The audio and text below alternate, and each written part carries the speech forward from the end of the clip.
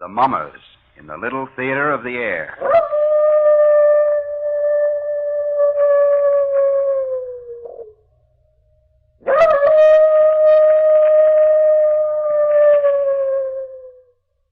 Now, the Hermits.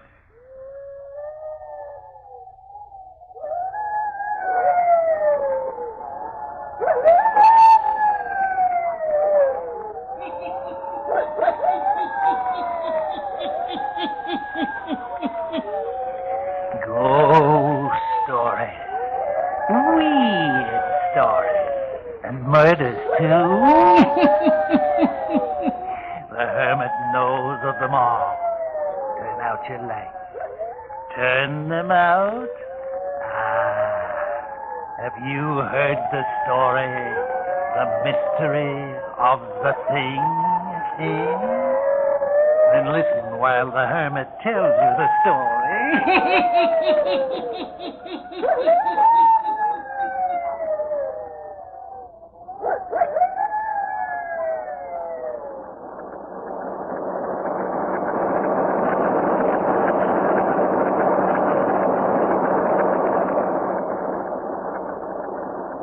Startling new development, the mysterious disappearance of Dawn Forestier, beautiful wife of Dr. John Forestier.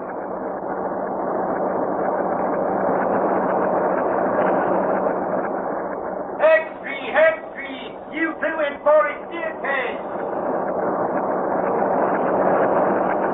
Sure, I saw the coat. It was Dawn Forestier's, that's for sure. Had her name stitched in it. Beautiful a piece of sable as a poor newspaper reporter ever looked upon. Yeah, and her other clothing was there, too, underneath the coat. Hextree, big foul play in Forestier case. Police hunt for body. Well, read it aloud, Clara. It is believed that the beautiful Dawn Forestier has been murdered. This morning, several hours after Dr. Forestier reported his wife missing, Sexton Rolfe Griggs of Green Cedar Cemetery found a bundle of clothing inside the cemetery gate, which has been identified as belonging to Mrs. Forestier. Golly, in the burial ground. Readers of the Gazette will recall the dramatic circumstances which have surrounded Dawn Forestier since early this year. She was discovered one morning in the spring wandering in the park near Longview Hospital by Dr. John Forestier. Sure, I remember. Read all about it. She was a victim of amnesia. Oh, yeah. Yeah, that means you can't remember who you are or where you came from or anything. It tells all about it here in the Gazette. The doctor took her to the hospital. Yeah. And he named her Dawn. Uh-huh. And fell in love with her and married her. They never discovered who she was. It says here, it was thought at the time the beautiful woman who later became the bride of Dr. Forestier might have attended a masked ball or came from the stage. But no such person was ever reported missing. Sure. Don't you recall it, Clara? She was dressed in an old-fashioned gown, torn all to tatters. Yeah, and now she's disappeared again, as mysterious-like as she came. Oh, gee, ain't it awful? You know, Clara, I kind of got it figured out. I'll bet she was the moll of some gangster who spirited her away and murdered her. Gee, murdered. Probably cut into 100 pieces. Gentlemen of the press, I have called you here to my home to tell you that you need not continue your search for Mrs. Forestier. What do you mean, Doctor? Not to continue the search? What's the dope, Dr. Forestier? Have you located her? I think perhaps we have. Well, where is she, Doctor? Where'd you find her? Please. What are you going to do? Please, gentlemen. If you will kindly allow me to do the talking, or rather, if you will permit Mrs. Forestier to speak. Then she is here in the house? No. My wife will speak to you through a letter she left behind for me.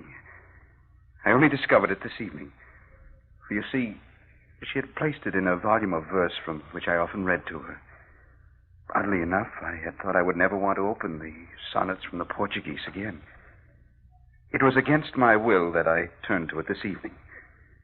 Perhaps guided by Dawn. Who knows? Who can say? It was here I found her letter to me. What is in the letter, Dr. Forestier? I'm about to read it to you. There will be a few passages I will omit. They are personal messages meant only for my eyes. But here is the story of the disappearance of Dawn.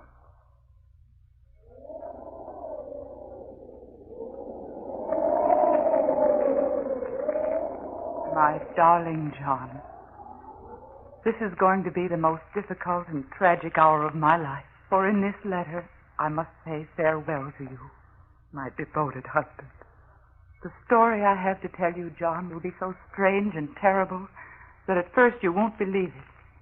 But as you remember me, as you recall the circumstances of our meeting, how you found me dazed and wandering in the park one spring morning, how we'd never known who I was or where I came from, then you will give more credence to my story. You named me Dawn because you found me at sunrise. Forrest, dear, because you loved me. We met in the dawn, my darling. But I must creep away from you in the darkness of the night. Oh, John, how I've loved you. And yet how disturbed I've been since I've lived here with you. I've tried to keep it from you, but your analytical mind and keen eyes have often noted my condition. You've repeatedly said... What is it, Dawn? What's wrong? Why, nothing, darling. Why? You know, dear, I often think it must have been during the night time that you were mistreated or abused by someone or something which brought about your amnesia. Why, John? Because it's always in the night time that you appear nervous, disturbed. Oh, John, you're imagining things. It was not you, John, who was imagining things. It was I. At least at first I thought it was a product of my imagination. It happened for the first time a few days after we returned from our honeymoon and had come here to live. You had left my room. I had turned off the light by my bed, prepared to sleep. First, I thought I must be dreaming. From a distance, I heard a singing wind, like the opening strains of a melody played on an organ. Something quickened within me. I seemed to know the melody. I thought to myself, everything is going to come back to me. I shall know who I was before I became Dawn Forestier. I listened intently. And then as I was listening, my outer bedroom door seemed to light up. Yes, that's it, to light up. I sat up in bed. A streetlight shining through my window made the thing that materialized against my door very discernible. I could see that it was something phosphorescent. It glowed and shimmered in the half-light. Then I could see that it was taking a shape and form, a form of a human being. For many seconds I looked upon it, too frightened to speak. Finally, I got out the words, "What are you?" There was no answer. When I spoke, it disappeared. In the morning, I was convinced I'd dreamed it all. But the next night, the same thing occurred again. Once more, I was aroused from a half-sleep by the music of the wind. The second time, the glowing figure seemed to be closer. I spoke again. "Who are you?" This time, the figure didn't vanish so quickly after I'd spoken. It lingered a few seconds and then faded away like a picture on a screen. This materialization occurred for 7 consecutive nights. It was then, John, that I asked a favor of you. Remember? John? Yes, darling? Would you think it too bold of me if I asked if we might go away for the weekend? No, darling. I wish we could. I've noticed how nervous you've been the last few days. I'm sorry, dear. I don't know what it is. Don't let it distress you, Dawn. You're not entirely well, you know. Maybe some time before your nerves stop playing tricks on you. You're so helpful to me, John. I wish I might grant your request to go away for the weekend, but my work at present makes it impossible. Oh, it's all right, dear. It was only a suggestion. I'm really all right, so long as I have you. You had said it would be a long time before my nerves stopped playing me tricks. Oh, this was something to cling to. It was silly of me to get upset. No human figure really materialized in my room. It was my nerves playing me tricks. The visitation didn't stop, John. Hearing the singing wind, having that glowing, shimmering thing appear in my room was continuous. And then came the thing that struck terror in my heart. This night I had fallen asleep. Again, the music of the wind aroused me. I opened my eyes, and then I gasped in fright. For this time, the glowing figure was standing beside my bed, so near me I could reach out and touch it. Then something terrible happened. I found I couldn't breathe. It was as if something was cutting off my breathing. I struggled for air. And while I struggled, the thing near me began to make a strange sound.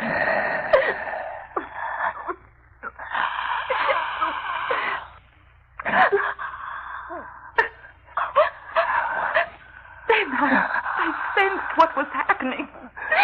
The thing was somehow taking the breath from me, getting it into its own body. I must do something quickly. I sat up. I threw my arm out as if to push the thing away. I struggled to push it away. And as I touched it, I could feel something cold and gelatin-like. And then it disappeared. That was the night, John, that I screamed.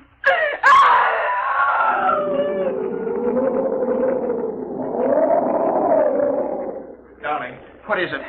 What in the world is it? Dawn, look at me. Tell me, what was it? A nightmare? John! From then on, events transpired rapidly. You made an appointment for me with Dr. Bland, the eminent psychiatrist. Oh, I know, darling, you were upset because I refused to go to him. But I knew by then that it was no use. The thing was growing bolder all the time. Many nights it stood over me in my room, and without touching me, was yet able to take the breath from me and command it to enter its own body. As it did this, night after night, it became stronger, and I became weaker. You will recall vividly what occurred 2 weeks ago tonight. We were invited to the Westings for dinner, and we accepted. An hour before we were to leave, I sat at my dressing table, putting the last finishing touches to my makeup. It was only dusk outside. Never had the thing appeared but in the nighttime. I was brushing my hair when I heard the melody of the wind. The figure stood right behind me. And, John, I could see what it was. In the mirror, I could see what the thing was.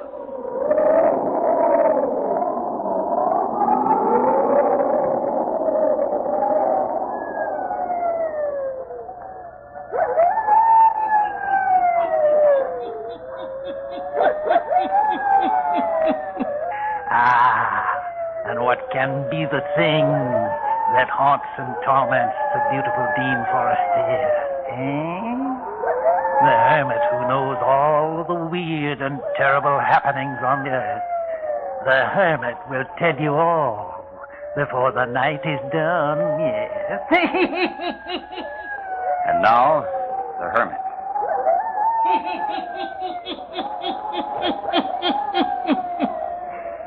And now Dr. Forestier continues to read to a group of newsmen the letter his wife, Dawn Forestier, left for him before her strange disappearance. Listen to Dawn Forestier's story of the mystery of the thing.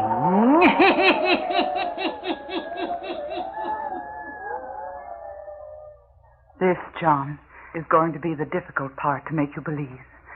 That as the thing stood behind me at the dressing table, I could tell what it was. We didn't go to the Westings for dinner. Instead, you put me to bed. I shouldn't have allowed you to accept, darling. You haven't been up to par for days. I'm going to call Ralph in to see you tomorrow. You don't look well, darling. Don't call anyone in, dear. It'll do no good. Nonsense, honey. There are very few things that medical science can't cure these days. And believe me, darling, I'm going to have you well again. Your doctor friend came. He gave me medicine to take. Oh, I knew it was no use at all.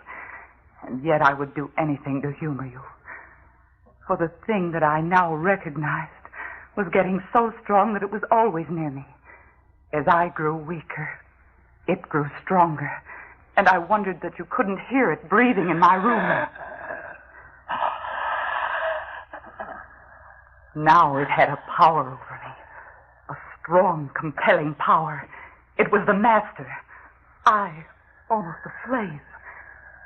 Night before last, it exerted its will for the first time. It compelled me to rise from my bed.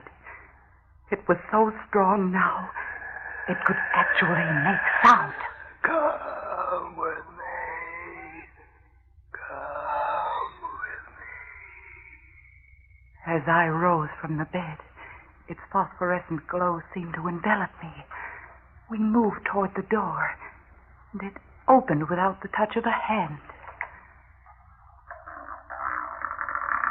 We seemed to glide down the stairs, out of doors. The wind that touched my face was like the refrain I'd heard over and over again. We moved along the street, I and the thing. With great speed, we covered the streets and were soon on the outskirts of the city. I could see now the place which was our destination. Then I mastered all the willpower left me, for I understood clearly all the dark things I'd not known before. Oh, but John, there was you.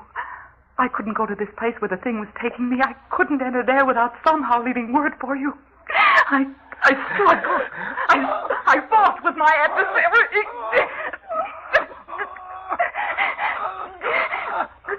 I was gaining. I broke away. Somehow I got breath and strength enough to return home and to my bed. Now comes the end of my story and my farewell to you. Here, gentlemen, I will omit a page. It is personal. But what happened to Dawn? Where is she? Since this morning, when the sexton at Green Cedar Burial Ground found my wife's clothing, permission has been granted by the state for me to check up on the material found in this letter. I've almost finished reading to you. I'm refraining from reading the last pages until we have made a visit to the cemetery. If you men of the press will get in your cars and follow me, you may be able to complete and verify the information given to me by Dawn Forestier.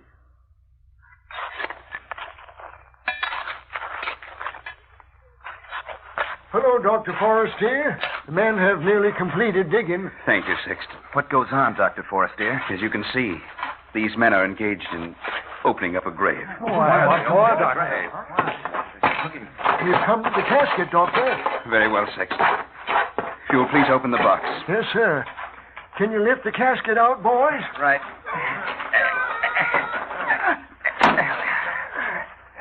Now, gentlemen, after the box is opened, I will read the remainder of my wife's letter. Open it, please, Sexton.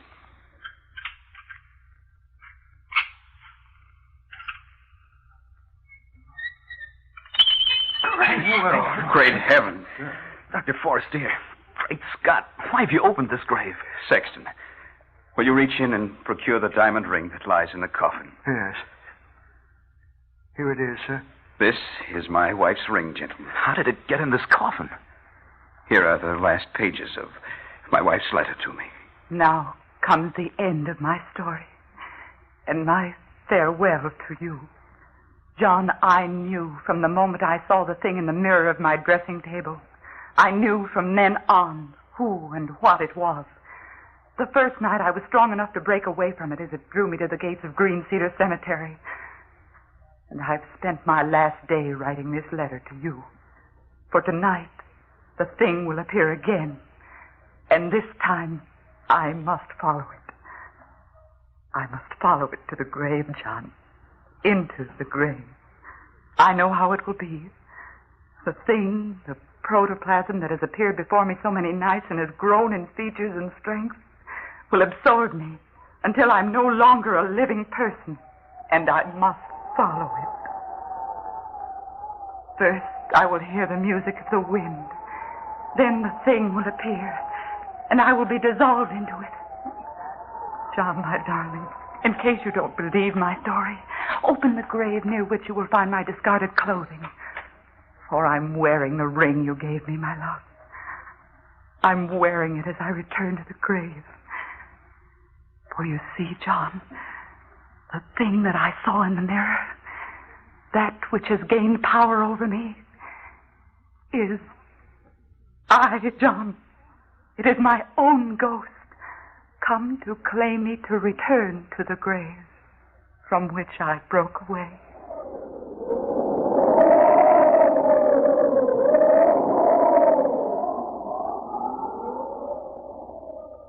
Ain't it awful, Clara? Could anyone believe such a terrible thing could happen on this earth? It's almost too horrible to talk about. Yeah. There, when they opened that grave, lay a decayed skeleton. Wearing the same satin gown that Dawn Forestier was wearing when she was found wandering in the park by Dr. Forestier. And there was Dawn's ring inside the casket. Yeah. It says here in the Gazette that the inscription on the tombstone over that grave read, Lila Manton. And Lila Manton was a famous actress 85 years ago. She died one night very suddenly, just as she was to appear on the stage. Her cue to appear on stage was an organ playing. The music was written by the man Lila Manton was going to marry that night after the theater play was over. And the name of the man was David Forestier. He was a relative of Dr. John Forestier. But she died that night. The marriage never took place. What do you think it means, Clara? Does it mean that Lila Manton returned from the spirit world to live out her life that was ended so suddenly? Sure, I think so. But her ghost body made her come back to the grave. Well, that's how I got it figured out.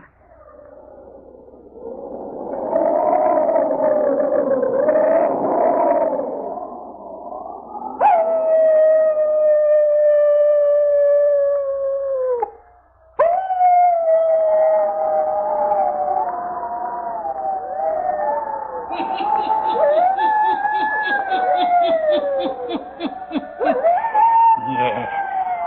Dawn Forestier was haunted by her own ghost body until it finally absorbed a new vision and shape and made her return to her grave. Yes. Turn on your lights. Turn them on. I'll be back. Pleasant dreams.